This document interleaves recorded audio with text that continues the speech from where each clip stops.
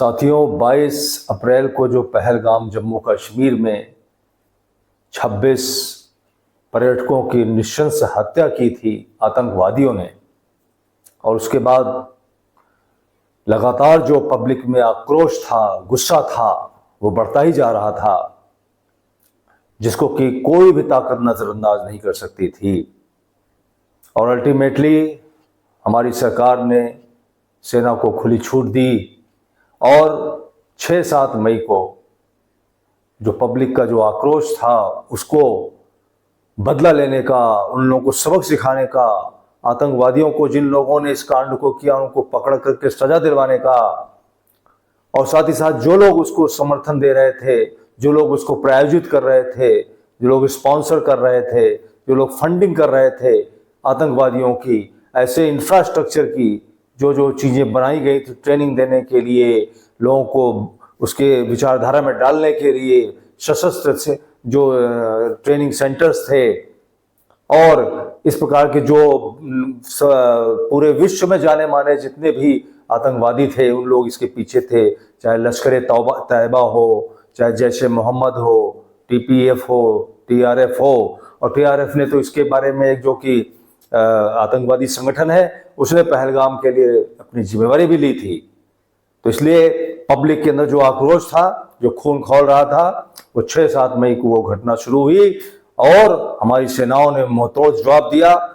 और यहाँ से जो बहुत अच्छी जो बातें समझ में आई हम लोगों की, अभी इस दौरान आपने भी काफ़ी देखा होगा कि काफ़ी सूचनाएं आप लोगों को, सभी लोगों को मिल रही हैं तरह तरह के सोर्सेज से, और सूचनाएं अभी मिलना जारी हैं। अभी और भी बहुत सी चीज़ें नोटिस में आएंगी धीरे धीरे। लेकिन हम लोग जो हैं, हमारी सेनाएं जो है बड़े कामयाब रहीं। यहाँ से ही ड्रोन और मिसाइल फेंक करके जो 9 ठिकाने थे आतंकवादियों के, उनको नष्ट किया। और उसको जब नष्ट किया तो उसमें जो आतंकवादी वहाँ पे छिपे रहे होंगे या जो बंकरों में भी अंदर थे वो भी मारे गए। तो ऐसा अनुमान है कि लगभग 100 के आसपास आतंकवादी मारे गए। अब ये मालूम नहीं है कि जो आतंकवादी घटना करके गए थे वो उनका क्या हुआ, क्या वो उन्हीं में थे या कहीं वो और हैं, वो बाद में पकड़े जाएंगे, क्या होगा। लेकिन उनके पीछे भी निगाह उस समय थी कि शायद वो वहाँ पे मिलें। तो इसलिए जो है बहुत तगड़ा जो एक्शन हुआ। और इसमें ये भी उभर के सामने आया कि जब हम लोगों ने देखा, खुलेआम सबूत देखे, वैसे तो सबूत बहुत हैं कि पाकिस्तान की जो हुक्मरान है, जो सरकार है और कुछ लोग वहाँ के हैं, वो लोग बहुत इस चीज़ को बढ़ावा देते हैं। तो किस प्रकार से जब आतंकवादी वहाँ मारे गए तो वहाँ पर जो उनका जनाजा निकला, जो उनको वहाँ पर उनकी अंतिम यात्रा थी, उसमें जो फेमस आतंकवादी थे वो लोग भी शामिल थे, उनको अपना देने के लिए श्रद्धांजलि जो भी है। और साथ ही में उसके साथ साथ हमारे पाकिस्तान सरकार के जो भी सेना के लोग थे, बड़े बड़े ओहदे वाले,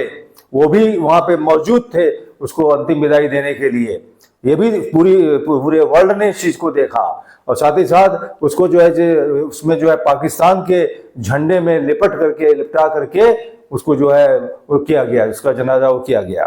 तो इस प्रकार से साफ साफ और भी बहुत सी ऐसी चीजें हैं जिससे साफ जाहिर होता है। क्योंकि दूसरी बात जो साफ जाहिर होती है वो ये कि भारत ने तो अटैक किया था 9 आतंकवादी सेंटरों पे, कि आतंकवाद ने हमारे ऊपर हमला किया। हमने, चाहे वो पाकिस्तान ऑक्युपाइड कश्मीर में हो, चाहे वो पंजाब में हो, इन एरियाज में कहीं भी हो, आतंकवादियों के सेंटर, उन 9 सेंटर्स पे अटैक किया। जबकि सेंटर अपने पास जो लिस्ट थी अटैक करने की, जो अपनी जो ख्वाहिश थी, वो लगभग शायद 21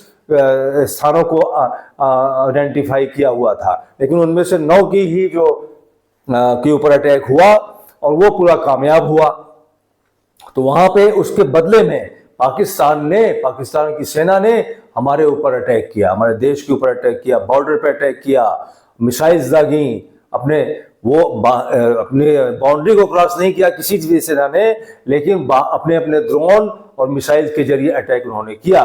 तो हमने तो केवल आतंकवादियों के ऊपर अटैक किया था और वहां के लोगों ने हमारे सिविलियंस के ऊपर भी टारगेट किया, हमारे एयर बेसेस को भी टारगेट किया। लेकिन हमारे पास जो चीजें हैं वो इतनी अच्छी टेक्नोलॉजी है जो हमारे पास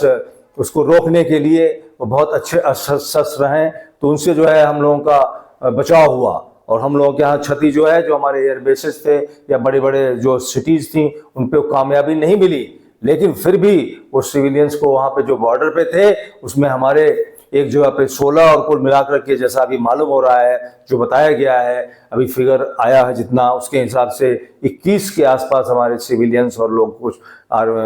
फोर्स के भी मारे गए। तो ये जो है उनकी मौत हुई, वो लोग शहीद हुए, तो उनको श्रद्धांजलि, क्योंकि वो तो अपने देश के लिए शहीद हुए हैं, वो उसमें उन्होंने अपनी तरफ से लड़ाई नहीं लड़ रहे थे, वो तो वहां से अटैक हुआ, उसमें वो लोग शहीद हुए हैं, उनका हमें नमन भी करना चाहिए, उनके लिए कुछ करना भी चाहिए। तो ये चीजें हैं। और साथ ही साथ इससे ये भी मालूम हुआ कि पाकिस्तान की सेना जो और लोग जो हुक्मरान हैं वो कहते हैं कि हमारा कोई रोल नहीं है, लेकिन इन दोनों घटनाओं से तो साफ इसी बार नजर आ रहा है। और भी बहुत सी ऐसी चीजें हैं जिससे साफ जाहिर है कि पाकिस्तान की सरकार इसी के वजूद पे लगता है कि टिकी हुई है, पूरी उनकी इकॉनमी सब कुछ। तो इसलिए जो हम लोगों को जो सफलता मिली वो हमारे अपने टेक्नोलॉजी के कारण, जिसमें कि एक हमारे देश का ही बना हुआ जो ब्रह्मोस और आकाश तीर नाम के जो मिसाइल, और ब्रह्मोस जो कि जमीन के लेवल पे ही जाता है और इतनी स्पीड से जाता है कि उसको कोई पकड़ ही नहीं पाता है, इतनी स्पीड से जाता है कि वो उसको कोई रडार या कोई पकड़ने का टाइम ही नहीं मिलता है, तो उसका इस्तेमाल किया। और भी हमारे पास बहुत से हथियार और चीजें थीं, सबका इस्तेमाल उस समय नहीं किया जाता है। ऐसा मैं समझता हूं कि एक ही बार में स्टार्टिंग में सारी चीजें नहीं, धीरे धीरे निकाली जाती हैं। जैसे जैसे युद्ध बढ़ता है और जरूरत महसूस होती है, तो हमारे पास तो भी बहुत कुछ है, और पाकिस्तान को इस बात का जरूर अंदाजा होगा, तभी उन लोगों ने जो है उनका डर बैठा, उनके अंदर डर बैठा। और बहुत अच्छा माहौल था पूरे देश में, बहुत ही मीडिया बता रहा था कि आज हम लोगों ने कराची कब्जा कर लिया, और हम लोगों ने जो है इस्लामाबाद कब्जा कर लिया, और कराची को हम लोगों ने तहस नहस कर दिया, और लाहौर पे कब्जा कर लिया, और इस्लामाबाद पे कब्जा कर लिया। ऐसी ऐसी बातें आ रही थी। यहाँ तक ही बताया जा रहा था मीडिया के द्वारा कि जो वहाँ का आर्मी का जनरल है, जो मेन आदमी है, जिहादी आदमी, वो जनरल असीम मुनीर, उसने जो है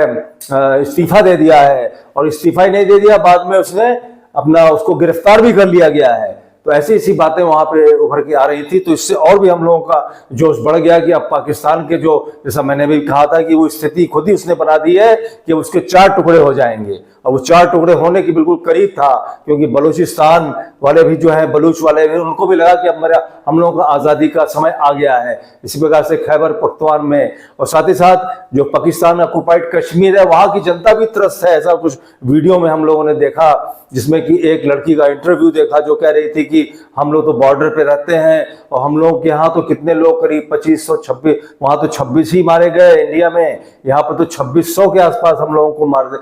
हम लोगों का वो हुआ है। तो ये सब चीजें जो हुई हैं बॉर्डर पे, उन लोगों का कहना है कहाँ तक सही है गलत है, लेकिन इससे उसके स्टेटमेंट से लगता है कि अगर एक ही एरिया में ऐसे, क्योंकि हम लोगों ने तो टारगेट किया नहीं था सिविलियंस को, तो इसलिए कुछ कह नहीं सकते कि कहाँ तक उसका वीडियो ये सही है, तो वो भी हम लोगों को ध्यान रखना चाहिए। लेकिन साथ ही साथ अगर उसकी बात सही भी है, तो पूरे पाकिस्तान में जितनी जगहों पे हम लोगों का अटैक हुआ, तो मुझे तो लगता है कि 5000 से ज्यादा ही लोग वहां पे हताहत हुए होंगे, आतंकवादी और उनसे संबंधित लोग, और कुछ उसमें बीच में सिविलियंस भी आई जाते हैं। तो इसलिए मुझे लगता है कि पाकिस्तान की पूरी कमर टूट गई, उसको समझ में आ गया कि जो है हमारा जो है अब मामला खत्म होने वाला है। तो इसलिए इसके बाद हम लोगों को पूरा इस समय यकीन था कि अब हम लोग पाकिस्तान ऑक्युपाइड कश्मीर जो है वो हम फ्री करवा लेंगे, जो हमारा है, अपना है, हमारे देश का है, हमारे देश का हिस्सा है। क्योंकि 1947 में पूरा कश्मीर उस समय के राजा ने हिंदुस्तान के साथ एग्रीमेंट करके विलय कर लिया था, तो हमारा ये कश्मीर वो पाकिस्तान ने जबरदस्ती ऑक्युपाई कर रखा है। तो अभी छुड़ाने का बड़ा अच्छा मौका आ गया, मिल जाएगा, हम लोगों को पूरी उम्मीद थी कि मिल जाएगा। और इसी प्रकार से बलूचिस्तान बन जाएगा, बलूच लोगों को लग रहा था, खैबर लोगों को लग रहा था कि हम लोगों का अपना इलाका इंडिपेंडेंट हो जाएगा। तो ये सब चीजें बड़ी अच्छी, हिंदुस्तान के हर आदमी को बहुत ही अच्छा लग रहा था कि भाई ये मौका अच्छा इस्तेमाल हुआ है। लेकिन पता नहीं क्या हुआ कि उधर से 10 तारीख को जो है ये स्टेटमेंट आ गया कि जो है सीज फायर हो गया है। और वो जो है वो वहां से अमेरिका के जो राष्ट्रपति हैं उन्होंने पहले ट्वीट करके बता दिया कि जो है हमने जो है एग्रीमेंट करवा दिया पाकिस्तान और हिंदुस्तान में। उनका ये कहना है उनके ट्वीट के हिसाब से कि हमने रात भर की मेहनत करके हमारे लोगों ने उनके बीच में एग्रीमेंट करवा दिया कि अब जो है सीज फायर नहीं रहे, सीज फायर हो जाएगा, आगे लड़ाई नहीं होगी। क्योंकि उन्होंने ये भी कहा, क्योंकि मैंने ये कहा कि भाई अगर आप लोग नहीं लड़ाई बंद करोगे तो हम अपना सारा बिजनेस ट्रेड आप लोगों के साथ खत्म कर देंगे, जिसपे कि वो लोग मान गए, ऐसा उन्होंने स्टेटमेंट दिया है। इसका कोई कितना अभी तक हम लोग इंतजार कर रहे हैं कि सरकार जरूर इसके बारे में भी नोटिस में लेकर के कुछ ना कुछ इसके बारे में, जैसे सरकार ने बताया कि वहाँ पाकिस्तान के DGMO का फोन आया था रात में शाम को 3:35 पे कि जो है हम लोग सीज फायर करना चाहते हैं, और फिर इंडिया के DGMO से कहा, डायरेक्टर जनरल मिलिट्री ऑपरेशन, और फिर ये 5 बजे से सीज फायर मान लिया गया। तो ये अभी डिफरेंट स्टेटमेंट्स और लोगों की स्टोरीज आ रही हैं, सच्चाई क्या है क्या नहीं है, लेकिन एक बात जरूर है कि इस समय इस अवसर पर पूरा देश एक था। एकता की भावना जो दिखलाई पड़ती है, जैसे तिरंगा हमारा एक है सबके लिए, वैसे ही आतंकवाद के खिलाफ जो ये लड़ाई है उसमें सारा देश एक था, किसी का दूसरा विचार नहीं था। चाहे राजनीतिक लोग कितने भी आपस में लड़ते हो, लेकिन सारी राजनीतिक पार्टियों ने पूरी चीज को सपोर्ट किया था कि हम देश में आतंकवाद के खिलाफ हम सब एक हैं, सरकार के साथ हैं, सेना के साथ हैं, और पूरे लोगों में पूरा रोमांच था। लेकिन हम लोगों की वो जो तमन्ना थी वो पूरी नहीं हो पाई, लेकिन एक न एक दिन तमन्ना पूरी होगी, क्योंकि पाकिस्तान जो है सुधरने वाला नहीं है। कई बार पहले भी इस प्रकार के समझौते करके पीछे हट जाने वाला है। इसलिए जो वहां की सरकार है, पाकिस्तान के लोग तो परेशान ही हैं, लेकिन सरकार जो करती है, सरकार जिस प्रकार से गलत सूचनाएं वहां की फैलाती है, तो उससे प्रभावित होकर के वो लोग जो है सही चीज को समझ नहीं सकते, क्योंकि आम आदमी तो अपनी रोजमर्रा की जिंदगी में, बेरोजगारी में, महंगाई में ही पिसा हुआ है, उसके अंदर जाने का तो उसको समय नहीं मिलता। तो पाकिस्तानियों का जो है, जो पाकिस्तान में जो लोग रहते हैं, उनके अंदर भी बहुत से लोगों में मानवीयता है, भावनाएं अच्छी हैं, लेकिन पूरी जो सरकार जो कर रही है, वहां पे जो लोग हैं, खासतौर से आर्मी, ISI और वहां की पॉलिटिकल लीडरशिप भी पता नहीं क्यों हमेशा से बस हिंदुस्तान की बुराई करके, भारत की बुराई करके, भारत को और जो है केवल ये धर्म का अपना फैलाने का एक प्लेटफॉर्म बना करके कि पूरे वर्ल्ड में हम ही जो है इस्लाम को आगे बढ़ाने के लिए और उसको करने के लिए आतंकवाद को भी सहारा देते रहते हैं। तो इसलिए जो है, और सबसे बड़ी दुख की बात तो ये हुई कि ऐसे कंट्री को जो है अमेरिका के प्रेशर में, अमेरिका के शायद सहयोग से जो है उसको IMF का लोन भी मिल गया इसी दौरान, तो उसका सीना और चौड़ा हो गया कि भाई हमको तो पैसा भी खूब मिल गया। उधर से चाइना भी उसकी सपोर्ट कर रहा था, चाइना की टेक्नोलॉजी उसको मिली हुई है, तो उससे भी उसने अपना काफी बचाव करने में सक्षम रहता है, ऐसा उसको कॉन्फिडेंस है। तो ये बहुत सी चीजें हैं। और तुर्की नाम का एक देश है जिसकी कि भारत देश ने भी जब वहां पे काफी आपदा आई थी तो उसकी सहायता की थी, लेकिन तुर्की ने भी अपने सारे अस्त्र शस्त्र वहां पे पहुंचाए पाकिस्तान के सपोर्ट में। ऐसे ही जो ऑर्गेनाइजेशन ऑफ इस्लामिक कंट्रीज है, 57 कंट्री है, उसमें उन लोगों ने भी सपोर्ट किया पाकिस्तान को। लेकिन हाँ, उन लोगों ने जरूर कहा कि हम लोग आतंकवाद के खिलाफ हैं। तो अब ये समय है कि जो है अपने देश को, हम लोगों को अब इसको भूलना नहीं है, हमें इस चीज को भूलना नहीं है कि भाई किस प्रकार से पहलगाम में हमारे निर्दोष पर्यटकों की हत्या की गई थी। अगर उनमें ताकत होती, जान होती किसी भी आतंकवादी में, तो हमारे एक जो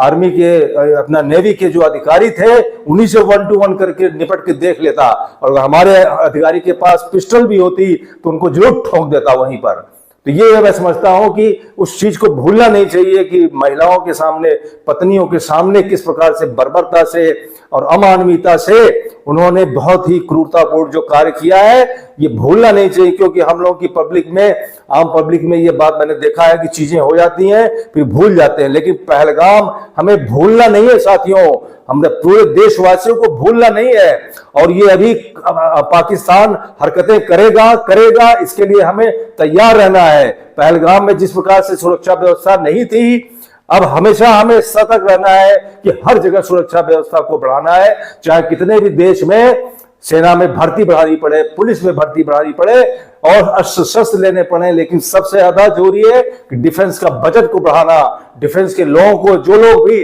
और ये भी सोचिए कि जो भी लोग अपने देश के लिए, हम लोगों की रक्षा के लिए, अपनी जान देने के लिए, वहां पे कुर्बान करने के लिए तत्पर रहते हैं, उन सैनिकों को, उनको क्या सैलरी मिलती है, कैसे दे, लेकिन देश की भावना है, देश प्रेम की, उनका हमेशा हमें सम्मान करना चाहिए। अपने दैनिक जीवन में जब भी कोई सैनिक मिले, कोई किसी भी रैंक का मिले, वो हमारे देश का प्रतिनिधित्व कर रहा है, हमारे देश की सुरक्षा कर रहा है, उसको आउट ऑफ वे जाकर के सपोर्ट करना चाहिए कि कहीं वो लाइन में लगा हो तो उसको लाइन से हट के उसको अलग, उसके लिए सबसे पहले उसकी सुनवाई होनी चाहिए। कहीं गांव में आया है तो उसके गांव के लोगों को चाहिए कि जब भी वो गांव में आया है तो उसकी कोई भी समस्या हो तो पीछे से परेशान ना हो, वहां पे जाकर के जंग लड़ने के लिए गया, यहाँ की छोटी समस्या हो, वहां की पंचायत को चाहिए कि वो उसको पूरा उसके परिवार का ध्यान रखे, उसकी जो जायज बातें हैं उसको न्याय दे, उसके लिए दर दर उसको ठोकरें नहीं खानी पड़े। कहीं ट्रैवल कर रहा है और जो अपने ड्यूटी पे जा रहा है तो बहुत से लोग, यंग लोग होते हैं जो कि उसके लिए सीट खाली करनी चाहिए, उसको बैठाना चाहिए सम्मान से। जिस देश में लोग अपने सैनिकों का सम्मान जब करना शुरू कर देंगे,